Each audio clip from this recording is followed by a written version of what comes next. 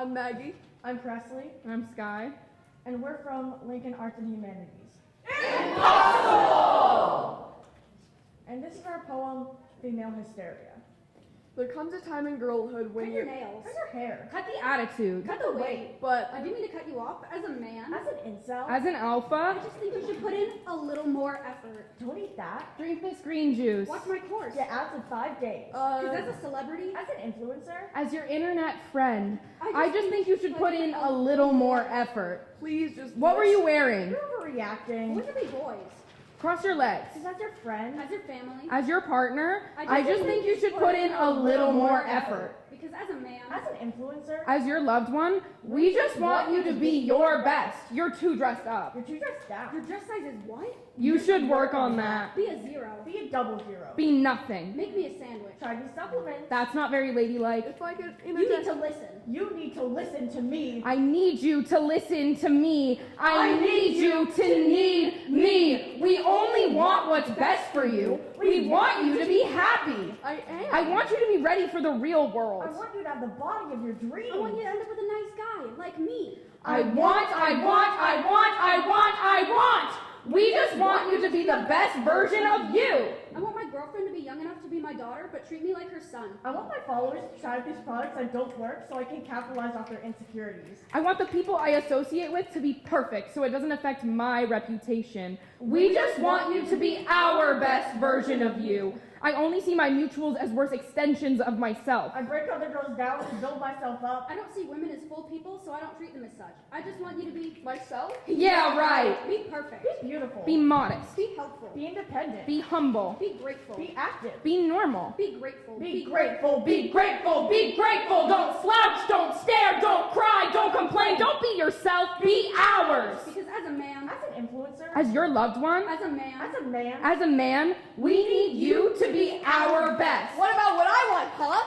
I don't need you to tell me about myself. I don't need you to speak for me. I don't need your help. I don't need you. There comes a time in girlhood when you realize you can't rely on a man to treat you like a person. There comes a time when you realize you need to stand up for yourself because no one will stand up for you.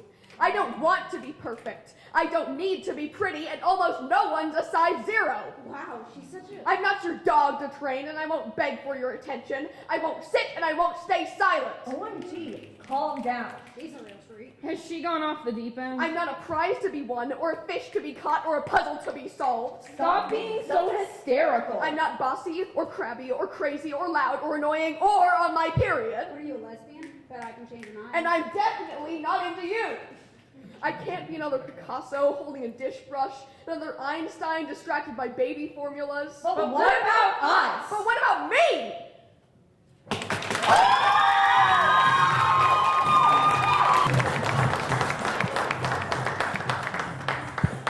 Am I allowed to take this off the thing? Is that okay? Okay, cool. So my name is Andy Fitzgerald. I'm from Lincoln Southwest. And if my voice sounds a little weird, it's because I'm on the spectrum. So just letting you know. My poem is called Kennel Case. I am a fragmented soul. I'm so incapable of attaching a thought to itself that I break up perfectly good sentences. Why? Because I want a longer page? Because I want to sound smart? Because this is how dogs speak. Short, fragmented, sharp, bark, bark, bark, and it all leads up to the howl. I'm not a dog, but I bark like one when I write. Discussing my past is how I chase my own tail, not remembering that it's mine, that catching it would put the taste of blood in my mouth as if I could expect anything else. I promise to laugh at all the right times, but with the torch in my hand and the smoldering bridge between us, proving that my shelter dog fear of love is stronger than my humanity, I just can't help it. My throat is crawling with bugs and my fur is on fire and nothing matters, and I just realized that scratching, howling, chasing cars, writing, talking, dreaming, it's all the same thing. There is no point, no purpose when a dog shakes its toy in its mouth like that. You know, that aggressive thrashing as if it can't control itself at the joy of having, the joy of holding something limp and unmoving in its jaws. I'm not a dog, but I bark like one when I write, and dogs who laugh alone are really just coyotes, so don't leave me. At least pretend to laugh. Imagine that the dog stuff, the fire, the biting is all still a metaphor. Even though I'm dirty and there's mud on my paws, I brought bugs into the house and I'm sneezing on you, Ricky, but you wipe my snot away and you hold my face in your hands and you tell me I'm a good boy. I'm not a dog, but I bark like one when I write. And I've said this all before, but dogs can never let their sleeping selves lie. A dog will make the same joke over and over again until nobody's laughing, and it's so desperate for a scratch behind its ear that it headbutts an uncaring hand and whines. It licks its paws, it's never satisfied, and it has a peculiar obsession with its mouth. Biting, barking, chewing, licking, it eats things that make it sick, and it knows it. So I admit it, I am a dog, and I bark like one when I write. Who else lives with such misery and passion? If a Chihuahua and a Great Dane are of the same name, I suppose I might fit in somehow. After all, there's nothing human about the way I need love. Fighting, howling, forgiving every transgression, despite ruminating over my own. I want you in my life, but I'm too sick, too territorial, too impulsive to make a tangible contribution to your life. I bite too hard because I hope you'll bite back. I ruin everything, and yet I'm irreplaceable. I bite, yet you love me. Despite everything, I'm supposedly your baby. You hold my face in your hands and you call me a good boy, and I still think you're lying, but it's a cool suggestion that I'm anything more than a pathetic, scowling, disease-ridden dog.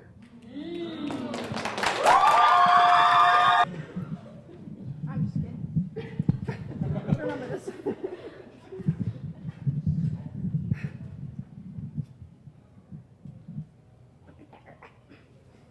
I'm Peyton. I'm Jade. I'm Harmony. I'm Lexi. And we're from Hastings High. Black and orange is how we do it! And this is our poem, Hallway.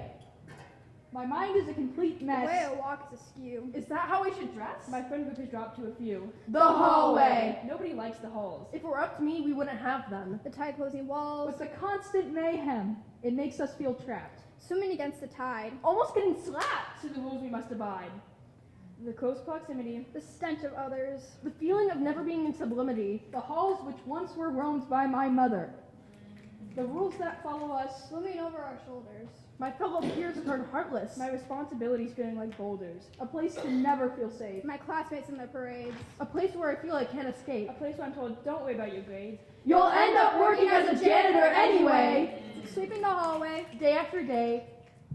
Machines are used to help. A spill is made. Well, Never being seen for who I am. For who I could be. people say, "Excuse me, ma'am." But I get shoved regardless. A paycheck. Another dollar in the bank. For all the hard work, But the check is mostly blank. All my work. All my hours spent mopping. all my time I could have used better. And all of this could have Stopped. But what if we were a success? What if there was no stress? What if we didn't have to suppress? If we weren't such a mess. Just like this hallway. Where I still find my mind a mess. I lead my mind It astray. feels like a game of chess. Moving on the tiles like pawns. I'm always making pawns, one more and checkmate, eventually it'll escalate. Jaded Hermione to the office. I realize nobody else is in the halls. I'm late. The weight of the words will decide my fate. They see me nervous. Face like I've seen a ghost. What is my purpose here? Then they say, it's just a few papers you've been slacking. I know, I I know. have expectations to hold. Now I have to go to class late. Evaluating this time and space. I remember I need to catch my breath. I drag myself down the hall. Like a feral dog. Yelling and screaming! Treated like nothing.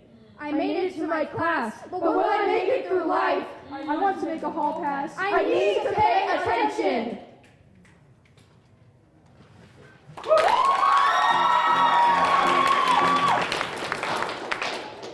Hi, my name is Kai Saxena, and I'm a senior from Lincoln East.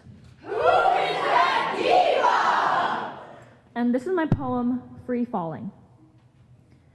I'm not scared of heights, but I am scared of falling. Looking down a ledge is fine, as long as there's a railing, and I'm a foot away from it. But somehow this fear doesn't protect me. I still fall. A lot.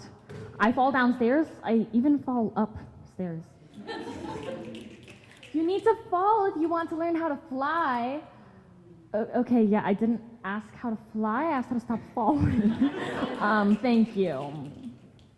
And every time I fall, I'm just supposed to, pick myself up. just to fall again? I keep falling behind. Fear smothers me, keeping me paralyzed, unable to do anything at all. I wake up and then the day is over with nothing to remember it by but the residual anxiety left in my body.